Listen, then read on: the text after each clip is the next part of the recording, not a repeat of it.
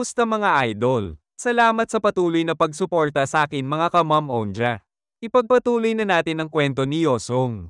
Sa nakaraang video ay nakarating na sa Mount Wasek ang grupo nila Yosong. Napanood din natin kung paano sinipa at ihulog ang mga bagahe na dala nila at napagtanto nila na puro lamang pala mga bato ang mga laman ng bagahe. Nag-umpisa na din ang laban ni Yosong kalaban si Jong Myung at pati na din ang pagdating ni Chorang sa nagaganap na laban.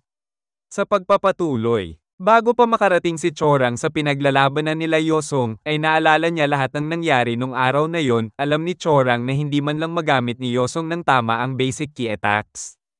Kahit na lamang siya sa lakas at bilis sa akin ay halos hindi niya kayang ipagtanggol ang sarili niya. Walang duda na mas malakas ako sa kanya at kitang-kita ang lamang ko subalit ang counter-attack niya laban sa Five Blossom Rush. Yung isang tira lang. Sinusuri ko itong muli ng hindi mabilang na beses nang makabalit na kami sa Yanwabong pero ito ay hindi maiiwasan. Ito ay isang bangungot. At ngayon ang bastos na gumawa nun sa akin ay bumalik na mas malakas kaysa dati. Habang tinitignan ni Chorang si Yosong ay di niya mapigilan na banggitin ang pangalan nito. Samantalang sa taas na parte ng Mount Wa ay alam ni Grandmaster na yon ang una niyang pagkatalo laban sa isang kalaban, hindi niya alam kung saan haantong ang kahihiyan at tunggalian na iyon kay Chorang, subalit si Yosong lang ang makakapaggabay kay Chorang ngayon. Kailangan niya magtiwala kay Yosong na pagtanto ni Grandmaster na kahit ano-ano na nasasabi niya, kaya nagdesisyon na siya na umiglap muna. Sinabi ni Chorang na binago ni Yosong ang hitsura niya, sumang-ayon si Yosong at nangyari daw yon sa kainaitan ng labanan, napapasabi na lang si Yosong na ang bobo niya sapagkat inubos na niya ang lahat ng nimble steps niya subalit di pa rin siya natatakot kay Chorang tulad ng dati. Nagulat si Yosong nang makita niya si Master Honjin habang nasa taas ito, napansin din Master Honjin na tinitignan siya ni Yosong at nagtataka siya sa mga titig nito sa kanya. Habang tinitignan ni Yosong si Master Honjin ay napansin niya na mas bata si Master Honjin kaysa nung una niya ito makita sa dati niyang buhay. Nagsalita si Giho at tinawag si Chorang, sinabi niya na kung naalala pa siya nito, sinabi ni Giho na na-disappointed siya dahil hindi sila nakapaglaban last time, binitiwan na rin ni Giho si Kupal. Sinabihan ni Giho si Yosong na siya naman ang unang lalaban kay Chorang, hinarap ni Giho si Chorang at sinabihan niya ito na alam niya na gusto din ni Chorang na makalaban siya. Makikita sa mukha ni Chorang na parang naiirita siya, sinabihan niya si Giho na kung hindi ba siya marunong makiramdam ng tensyon sa kapaligiran. Wala daw pakialam si Giho sa ano pa man ang meron sa kapaligiran, sabay langsad ng atake sapagkat ang gusto niya ay labanan na agad, nagawa naman ni Chorang na madepensahan ang ginawang atake ni Giho. Habang hawak ang kamay ni Chorang ay napapasabi na lang si Giho na kahit maliit lang ang kamay ni Chorang ay di man lang niya ito mapagalaw. Habang hawak ang kamay ni Chorang ay nag-counter si Chorang at gagamitin niya ang kanyang mga paa. Nagulat si Giho sa bilis ng atake sapagkat nasa harap na niya ang paa ni Chorang na malapit nang tumama sa mukha niya. Subalit na depensahan pa din ito ni Giho kaya lang sa sobrang lakas ng pagkasipa ay napa-atras siya ng malayo, di makapaniwala si Yosong na gumamit ng paa si Chorang sa laban. Tumatawa ng malakas si Giho sapagkat gustong-gusto niya ang nangyayaring laban, sabay palabas ng aura dahil gagamitin na niya ang Crouching Tiger Fist one-hit knockout, sabay langsad nito subalit nilabas na din ni Chorang ang espada niya at naiwasan niya ang atake ni Giho bago pa man ito tumama sa kanya sa pamamagitan ng pagtalon at pag-apak sa ulo ni Giho. At habang nasa ere ay ginamit niya ang Heavenly Flowing Blossoms para sa counter-attack. Habang papalapit ang atake ni Chorang ay ginamit ni Giho ang Crouching Tiger Fist two-hand safeguard para depensahan ito. Sa pagtama ng atake ni Chorang ay pakiramdam ni Giho na naputol ang kamay niya, at sa lakas ng atake ni Chorang ay nagkasugat-sugat ang kamay niya, di makapaniwala si Giho na di gumana ang safeguard technique niya sa atake na yon, di makapaniwala si Giho na nagawang manalo ni Yosong sa laban sa halimaw na nasa harap niya ngayon. Napagtanto ni Yosong na ang Crouching Tiger Fist ni Giho ay nagmamukhang mahina laban kay Chorang, hindi lamang masyadong malaki ang pagkakaiba sa antas ng kanilang kakayahan ay nakakamangha din ng natural na paggalaw ni Chorang at Lixi. Habang papasugod sa kanya si Chorang ay pakiramdam pa din ni Yosong na kaya niya manalo laban sa Blossom Blade Master na si Chorang sabay hawak na ng espada niya. Habang papasugod si Chorang ay hinawakan ni Giho ang damit nito sabay hila pabalik sa dati niyang pwesto na kinagulat naman ni Chorang. Galit na galit si Giho na binalibag si Chorang para makabalik sa harap niya, subalit biglang nag-counter-attack ulit si Chorang na gamit ang mga paa niya na papalapit na naman sa mukha ni Giho, at direktang tinamaan nito na sa sobrang lakas ay lumabas ang mga dugo sa ilong niya. Pinulot ulit ni Chorang ang espada niya sabay atake kay Giho na nadepensahan naman ni Giho subalit agaran pang sinundan ni Chorang ng sipa na direktang tumama sa katawan ni Giho. Ramdam ni Giho ang sakit ng mga natanggap niyang atake. Makikita natin sa mga mata ni Chorang ang galit at agaran itong sumugod na kinagulat ni Giho ang nakita niya sapagkat papunta kay Yosong si Chorang na may layunin na patayin si Yosong, sabay lansad ng atake na makikita naman natin sa ating bida na hindi man lang ito natatakot at umiwas. Sa lakas ng atake ni Chorang ay nawasak ang mga dinaanan nito na kinagulantang ng mga senior disciple. Nagulat si Chorang sapagkat kaya pala hindi tumama ang atake niya ay pinigilan siya ni Master Honjin at sinasabihan siya na sapat na yon. Wala pa din na kahit anong takot ang makikita sa mukha ng ating bida at handang-handa siya sa kahit ano pang laban. Samantalang patuloy na sinasabihan ni Master Honjin si Chorang na tumigil na. Makikita ang laking pinsala ng ginawang atake ni Chorang, nahati sa dalawa ang malaking bato, napapalingon na lang ang mga kasama ni Yosong sa likod kung saan tumama ang atake ni Chorang. Tinanong ni Yosong si Chorang kung bakit nagmamadali ito na kalabanin siya, hindi naman niya daw ata ikamamatay kung tatapusin muna nila ang laban nila ni Giho. Sinagot naman siya ni Chorang na natapos na niya ang laban at nanalo siya, hindi ba daw nakita ni Yosong na wala man lang kalaban-laban sa kanya si Giho. Habang nakangiti ay inaasar niya si Chorang kung talaga bang walang kalaban-laban sa kanya si Giho, samantalang nakita daw niya ang paggamit ng paa ni Chorang para makalamang, naalala pa daw niya na may isang tao na nagsabi sa kanya na ang mga kamay lamang ang ginagamit nila para umukma sa espada sa Mount Hua, siguro masyado na daw desperado si Chorang para manalo. Nanginginig ang kamay ni Chorang sa galit habang patuloy na pinipigilan ito ni Master Honjin. Tinanong ni Chorang kung bakit ba humaharang si Master Honjin sa kanya, subalit sinabihan ito ni Master Honjin na ang una niya dapat gawin ngayon ay ang bawiin ang murderous intent dahil ayaw niya makakita ng bangkay na nakahiga sa Yonwabong dito sa Mount Hua. Kitang-kita ang sobrang lakas ng murderous intent na lumalabas sa aura ni Chorang.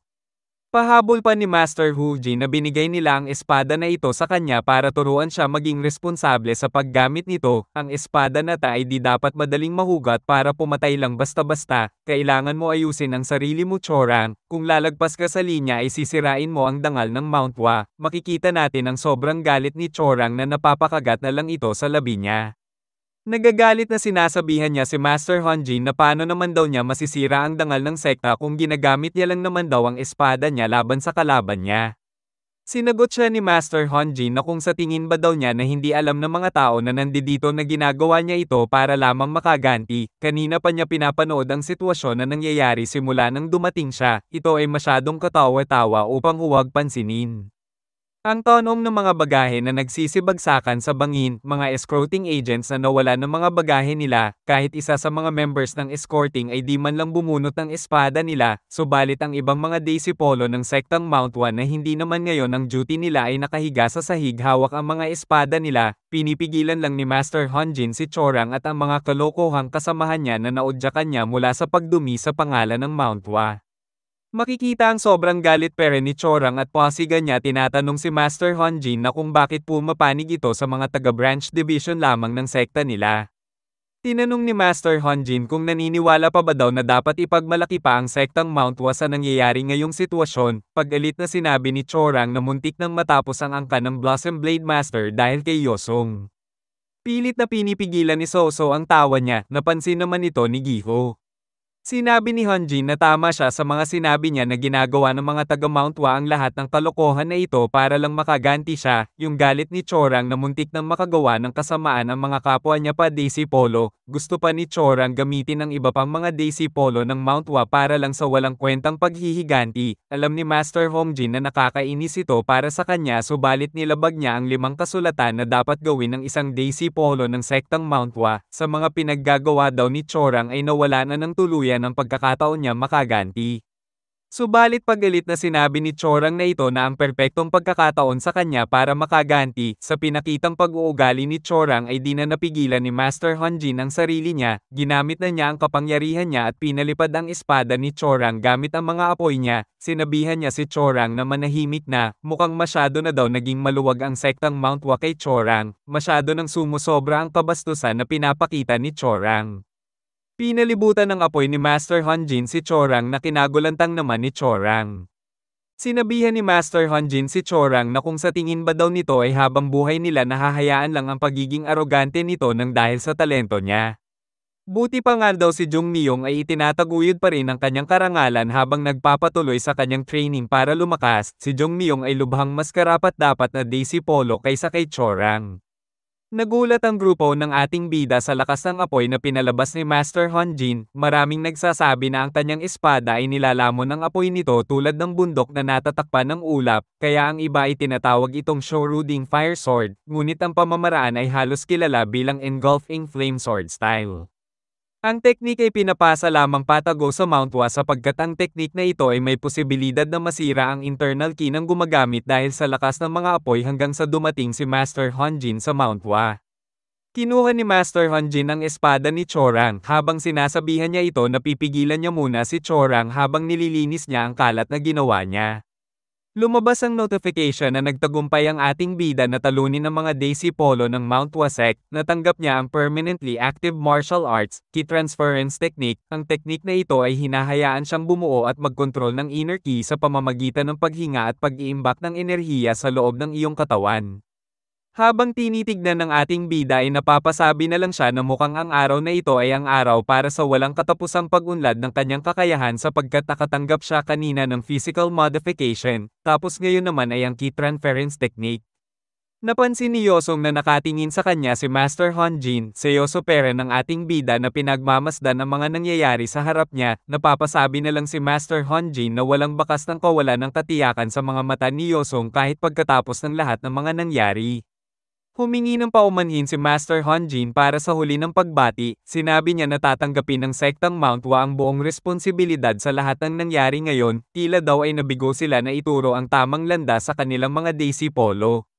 Tinignan ni Master Hanjin si Kupal at tinawag niya ito, kinakabahan naman sinagot ni Kupal si Master Hanjin, sinabi ni Master Hanjin na kung nabayadan ba daw ng tama ang mga escorts agent na kinagulat naman ni Kupal sabay abot ng pera kay Mupong leader habang humihingi ng pasensya sa tagal ng pagkakabayad. Nakangiti ang ating bida habang tinatawag si Master Hanjin, sa isip niya na sana ay hindi sila nagkatagpo sa gantong paraan subalit masaya pa din siya na nakita niya ulit ito. Tinanong ni Master Hanjin kung kilala ba daw siya ni Yosong, ang alam niya ay ngayon lang sila nagkita, sinabi naman ni Yosong na alam niya na si Master Hanjin ang tumulong para masindihan ang firecracker niya gamit ang kapangyarihan na apoy nito habang nasa kalagitnaan sila ng laban sa mga prowling dragon clan. Nung kainuman niya daw si Minister ay sinabihan siya na may isang lasinggero na naninirahan sa Mount Wa na tinagulat ni Mupong leader at ni Chilma ang mga sinabi ni Yosong. Nagalit si Kupal sa narinig niya at sinasabihan niya si Yosong na wala siyang karapatan na sabihin na lasinggero si Master Hanjin, subalit tumawa lang ng malakas si Master Hanjin at sinasabi niya na siya nga ang tinutukoy ni Minister na lasinggero na naninirahan sa Mount Wa. Masaya si Yosong sa nakikita niya dahil matagal na din nung makita niyang tumatawa ng ganto ang Master Hanjin niya, halos wala naman daw itong pinagbago kahit konti sa nakaraang buhay niya. Hinawakan ni Master Hanjin ang balikat ni Yosong, tinanong niya ito kung ano ang pangalan niya, sinagot naman ito ng ating bida na siya si Yosong Dan, masaya na sinabi ni Master Hanjin na maganda ang pangalan ni Yosong, na sinagot naman ni Yosong na marami nga daw nagsasabi na maganda ang pangalan niya, habang si Sosos ay seryosong pinagmamasdan ang ating bida. Sinabi ni Master Hanjin na mukhang may kayabangan daw ang ating bida, kaya pala daw nagustuhan ito ni Minister. Humingi naman ng pasensya si Yosong sa paglihis ng usapan, pero nabanggit daw kanina ni Master Hanjin na si Chorang ang dahilan ng lahat ng gulong nangyari, na pinagtataka naman ni Master Hanjin ang gustong iparating ni Yosong. Sinabi ni Master Hanjin na di naman siya sigurado pero ang sa tingin niya ay si Kupal na So Myung ay ginawan sila ng di kaaya-aya at binalak atakihin sila dahil sa pagiging loyal kay Chorang, at si Chorang naman ay ginamit itong pagkakataon para makaganti, kung susumayan daw ay si Chorang ang punot dulo ng lahat. Tinignan ni Chorang si Yosong at napapaisip ito kung ano naman ang magagawa ni Yosong habang nakatingin din si Yosong kay Chorang at sinasabi niya sa sarili niya na nasolusyonan na ang sitwasyon nila at nakatapos din siya ng mga mission, subalit may isa pang mission ang di pa niya natatapos. Ang mission na lang na natitira ay ang paghingi niya ng tawad kay Chorang. Naiinis siya dahil nahihirapan siya gawin ang mission na ito, subalit sa tingin naman ni Yosong na kahit sigo hindi sincere ang paghingi niya ng tawad ay matatapos niya pa din ang mission. Napahawak sa batok ang ating bida sabay sabi na naiintindihan niya ang nararamdaman ni Chorang, muntik na daw niya masira ang kalahati ng itlog nito, nagsorry na ang ating bida, subalit makikita natin sa mukha ni Yosong na lumabas lang sa ilong ang paghingi niya ng sorry, habang seryoso pa din si Chorang na nakatingin sa ating bida. Lumabas na ang notification na nagtagumpay siya sa mission, natanggap niya ang kakayahan na ma-access at ma-open ang pangunahing mapa. Gigil na gigil ang ating bida na kinakausap niya si Chorang sa isip niya na kung sa tingin ba daw nito ay hihingi talaga siya ng tawad, nagkakamali daw si Chorang at siya daw ay isang talunan, na kinagulat naman ni Chorang at hindi siya makapaniwala. May lumabas na notification na may natapos na mission si Yosong at ito ay ang mission niya na paggamit ng telepathy, na dagdagan ng 10 ang vitality ng ating bida. Hindi makapaniwala si Yosong na natapos niya ang whispering mission, hindi siya sigurado kung nagamit niya ba ang telepathy technique. Pumagitna na si Master Honjin at sinasabihan niya sila na alam niya na maganda ang relasyon nilang dalawa subalit may mga dapat pagawin si Chorang ngayong araw, kaya sa sunod na lang sila magbonding ulit habang makikita natin ang gulat sa mukha ni Chorang dahil narinig niyang mabuti ang mga sinabi ni Yosong. Ay nalalayan na ni Master Honjin si Chorang at sinasabihan na ito na mauna na itong umakyat sa taas, sabay na patigil si Chorang sa naririnig niya, sinasabihan pala siya ni Yosong gamit ang telepathy na magkita na lang ulit sila sa Higher Institute of Murem, you loser.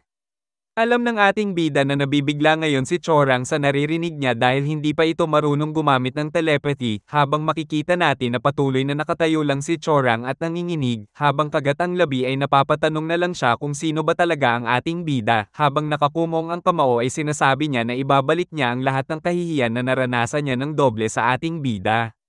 Habang bumababa sa bundok Mount Wa ang grupo ng ating bida ay pinagmamasdan sila ni Master Honjin. Sinabi ni Yosong na masarap daw sa feeling na maglakad ng walang mga bitbit na bagahe, samantalang naiirita si Giho dahil pati ang pag-uwi ay nakakapagod pa din. Nakatingin si Master Honjin sa kanila, at binuksan nito ang alak niya, habang iinom na dapat siya ay napigilan siya sapagkat nangako na pala siya sa ating bida na titigil na siya sa pag-inom ng alak. Ang hiningi ni Yosong na kabayaran pala mga ka-mom onja para sa lahat ng nangyari ay sinabihan niya na lang si Master Honjin na tumigil na sa pag-inom ng alak, pinaliwanag ko lang para di kayo maguluhan sa kwento, anyways balik tayo sa kwento. Humihingi ng tawad si Master Honjin sa mga kaguluhan na nangyari ngayong araw, subalit masaya daw siya na nakilala niya ang ating bida, sabay yaya dito na kung mag-inuman daw sila pag minsan, subalit tinanggihan ito ng ating bida. Sinabi ni Yosong na dapat ay tumigil na si Master Honjin sa pag-inom simula ngayon, tinanong naman ni Master Honjin kung bakit siya titigil sa pag-inom, pero sinabi ni Yosong na para maging Grandmaster na si Master Honjin at sinasabi niya na seryoso siya sa sinasabi niya. Wala na lang masabi si Master Honjin sa hiling ni Yosong, sinabi ni Yosong na yun lang ang paraan para tuluyan na nila tanggapin ang hinihindyang kapatawaran na galing sa Mount Wasek, pahabol pa ng ating bida na kailangan din pala humingi ng tawad sa kanya ng personal si Master Honjin. Pahabol pa ni Yosong na makitid daw ang utak niya, kaya kailangan tumupad ni Master Honjin sa hiling niya, wala na lang masabi si Master Honjin. Napagtanto niya na talagang kakaiba ang ating bida, kaya tinapon na niya ang alak at sinabing titigil na siya sa pag-inom ng alak simula ngayon. Dumating si Grandmaster at sinabi niya na di siya makapaniwala na nagawang itapon ni Master Honjin ang alak niya na kahit siya bilang Grandmaster ay di niya nagawa itong mapatihil sa pag-inom ng alak, pabahol pa niya na nagugustuhan na niya din si Yosong. Sinabi ni Master Honjin na paano niya daw magagawang sirain ang pinanggakol niya sa isang batang may talento kung kilala daw si Master Honjin bilang matalinong sage. Niloloko naman siya ni Grandmaster at sinasabi nito na nasaan daw ang matalinong sage na sinasabi ni Master Honjin sapagkat di niya ito nakikita, wala na lang masabi si Master Honjin sa kalokohan na ginagawa ni Grandmaster. Pero seryosong napasabi si Grandmaster na tama ang naging desisyon niya na tumigil na sa pag-inom ng alak. Sa isip-isip ni Grandmaster ay nagpapasalamat siya kay Yosong, kung titignan ay maliit lang na bagay ang pagtigil ni Master Honjin sa pag-inom ng alak. Subalit ang gawin yun ay sobrang importante at ang bida lang ang nakagawa nun. Habang nakatingin sa malayo ay nanghihinayang na lang si Master Hanjin na sana daw ay di niya tinapon ng buong bote ng alak. Inaalala ni Yosong si Master Hanjin na sana this time di siya matulak palabas para maging isang Grandmaster. Sinabihan ni Chilma ang lahat na magkakaroon sila ng panandalian na pahinga, sinabihan niya din ang lahat na ik-ik ang mga gamit nila. Malalim pera na iniisip ni Yosong ang Master Hanjin. Sa nakaraan niyang buhay ay kinilala si Master Hanjin na ang greatest master sa Mount Hua bago pa lumaki at lumakas si Chorang, subalit hindi nagkaroon ng pagkakataon maging Grandmaster si Master Hanjin nang dahil sa politika sa sekta ng Mount Hua. Hindi alam ni Yosong ang mga detalye subalit ang Grandmaster ngayon na si Gang Jin ay biglang pumanaw makalipas ng ilang taon sa ngayon at hindi alam kung anong ang naging dahilan ng biglaang pagpanaw ni Grandmaster. Pagkatapos ng mangyari yon ay nag-umpisa na ang internal politics na nagpahirap kay Master Hanjin kahit na may suporta siya ng maraming elders ng Mount Hua, hanggang sa maitapon siya at italaga bilang namuno sa residual troops kung saan kabilang si Yosong. Doon na rin nakilala ng ating bida ang master niya sa dati niyang buhay. Subalit ngayon ay wala nang balak pa sumali si Yosong sa residual troops, hindi rin siya sigurado kung tutuperin ba ni Master Hanjin ang request niya na tumigil na ito sa pag-inom para maging Grandmaster, subalit kung may pagkakataon ay gusto niya maging Grandmaster na agad si Master Hanjin bago pa mamatay ang kasalukuyan na Grandmaster ngayon na si Grandmaster Gang Jin. Para kay Yosong ay si Master Hanjin lang ang magkakaroon ng lakas para tuligsain ang tiwaling katangian ng alyansa, at kung mabago man ang hinarap ay di na niya mararanas na magsaboy ng alak sa puntod ni Master Hanjin. Dumating si Giho sa likod niya at tinawag ang pangalan niya. Sinabi ni Giho na kung natatandaan pa niya yung sinabi niya na hahayaan niya si Giho na sipin ang puwet niya dahil sa pagpapatombo sa kanya nung unlimited sparring contest na dapat ay siya ang lalaban kay Chorang. Sinagot naman ni Yosong na naaalala pa pala ni Giho. Sinagot siya ni Giho na kung si Yosong ang nasa kalagayan niya noon ay makakalimutan pa ba daw niya. Inilabas ni Yosong ang kanyang puwet at sinabi na ang pangako ay pangako kaya kung gusto na ba daw ni Giho na sipin ang puwet niya ngayon, maloko naman na sumang-ayon si Giho sabay hampas-hampas sa puwet niya na kinagulantang naman ni Yosong at tinatanong si Giho kung para saan yon, ngayon daw ay nandidiri na siya. Nakangiti at naka-thumbs up si Giho at sinabi niya na tinatapik niya si Yosong para sa magandang trabaho. Natutuwa siyang makita niya na binugbog ni Yosong ang mga lalaking iyon na taga Mount Hua. Medyo nakakapanghinayang lang na hindi man lang nila nataman kahit isa si Chorang pero okay na din ang mga kinalabasan. Masayang sinabi ng mga taga-mupong security na sobrang nag-enjoy daw sila makita ang ginawa ni Yosong sa mga bastos na taga Mount Hua, wala na daw sila mahihiling pa. Pahabol naman ni senior disciple Cholgang na medyo na-disappoint daw siya sapagkat hindi daw tinayra ni Yosong sa mga itlog ang mga yon, na makikita naman natin si Soso na natawa sa narinig niya. Sinabihan ni Chilma si Cholgang na tigilan niya ang kalokohan niya, kahit papano daw ay hayaan man lang nila pahintulutan ang mga alagad ng Mount Hua na magkaroon ng ilang mga supling man lamang. Dahil sa sinabi ni Chilma ay nagsitawanan silang lahat ng malakas, masaya si Yosong sa nakikita niya, alam niya na ganto ang pang-araw-araw na buhay sa Merem. Ang joke na yon ay nagbigay sa kanila ng pagkakataon na pagpapalaya sa mga nasawi nilang mga kasamahan, hindi ba daw ito ay isang magandang paraan ng pagpapalem? Kung kailangan nating bumalik na may dignidad na nawala sa Mount Hua sect, kailangan na nila ibaon ang pagkakasala na kanilang kinikimkim sa mga hindi nila kayang magpaalam ng maayos sa kaibuturan ng kanilang mga puso sa loob ng mahabang panahon. Pumasok sa eksena si Soso na kinagulat ni Yosong at Giho. Sinabi niya na hindi niya alam kung dahil ba sa mga nangyari pero mukhang nakalimutan na nila mupong leader na pag-usapan ng arranged marriage niya, na kinatuwa din ni Yosong at tumawa. Nang marinig ni Mupong leader ang sinabi ni Soso, ay bumalik sa kanya na nakalimutan niya ang dahilan kaya siya personal na sumama sa escorting trial. Di niya alam kung paano niya ipapaliwanag kay Taegon, habang makikita natin na nagsasaya si Yosong at Soso, samantalang si Giho ay nagulat dahil wala siyang alam. Tinanong ni Soso si Yosong kung magiging okay lang ba si Yosong. Tinanong ni Yosong kung ano ang ibig sabihin ni Soso. Sinabi ni Soso na alam niya na ilang sparring battle lang yun subalit ang kinalaban niya ay ang Mount Hua sect. Alam ni Soso na ang mga taga-Mount ay pupunta sa lahat ng dako sa Higher Institute of Merem at kahit na pagkatapos nito, sila ay sabik na makagat si Yosong. Kampante lang si Yosong at handa siya sa mga taga-Mount Hua, kahit na sa dati niyang buhay ay di rin niya gusto ang mga taga-Mount Hua, maliban kay Master Hanjin at mas excited pa nga ang ating bida makaharap sila sa Higher Institute of Merem lalo na si Chorang. Wala na lang masabi si Soso sa pinapakitang kumpiyansa ng ating bida, sinabi ni Yosong na kung gusto talaga nila na kagatin siya ay for sure na magsisilapitan ang mga yon sa kanya, kung ganun man ay titignan daw nila kung sino ang may mas malaking bibig para makakagat, nagulat si Soso sa laki ng bibig ni Yosong. Pahabol pa ni Yosong na sa palagay niya ay spat na ang kanyang bibig para manguya silang lahat, mas matutuwa pa siya pagkusa silang magsisidatingan sa kanya, wala na lang masabi si Soso. Tinanong ni Yosong si Soso na hindi siya makapaniwala kung bakit concern ito sa kanya, na kinagulat naman ni Soso ang biglaang tanong ni Yosong at nagmaang-maangan siya na concern siya sa ating bida. Patuloy na inaasar ni Yosong si Soso na tinatanggi naman ni Soso hanggang sa nagalit na ito at sinabing hindi nga siya concern sa ating bida, subalit patuloy pa din ang pang-aasar ni Yosong. Binago ni Soso ang usapan at sinabihan niya si Yosong na kailangan na niya magpagupit ng buhok, subalit sinabi ni Yosong na okay lang siya, pwede niya naman atali na lang ulit ang buhok niya, subalit ayaw ni Soso dahil hindi daw bagay kay Yosong ang nakatali ang buhok, subukan daw nila na gunting tulad kay Giho, na kinatuwa naman ni Giho, at nagpresenta na siya na ang maggugupit kay Yosong. Habang ini-imagine ni Yosong ang hitsura niya kapag parehas sila ng buhok ni Giho ay di niya may sakmura ito, kaya napatanong ulit siya kung babagay ba talaga sa kanya ang hairstyle ni Giho. Maloko na inutusan ni Soso si Giho na hawakan si Yosong, habang hawak siya ni Giho ay sumisigaw ito na ayaw niya magpagupit ng tulad kay Giho, hindi daw siya papayag na mahawakan kahit konting hibla ng buhok niya. Inutusan naman ni Soso si Giho na atali sa may puno si Yosong, habang sinasabihan naman si ni Giho na huwag nang pumalagpa sapagkat gagalingan niya ang paggupit kay Yosong. Samantalang si Mupong leader ay may kinakausap, ang kinakausap niya pala ay si Chilma at sinasabihan niya ito na kung pwede ay siya ang magsabi ng mga nangyari kung bakit di natuloy ang arranged marriage ni Soso, subalit sinabi ni Chilma na pag ginawa niya yon ay sigurado na papatayin siya ni Tae Gongchon, sabi ni Mupong leader na ipaliwanag na lang na kung paano sila na-ambush at kung paano sila sinubukan atakihin ng Mount Hua, sa isip-isip naman ni Chilma na kung bakit hindi na lang siya ang gumawa nun.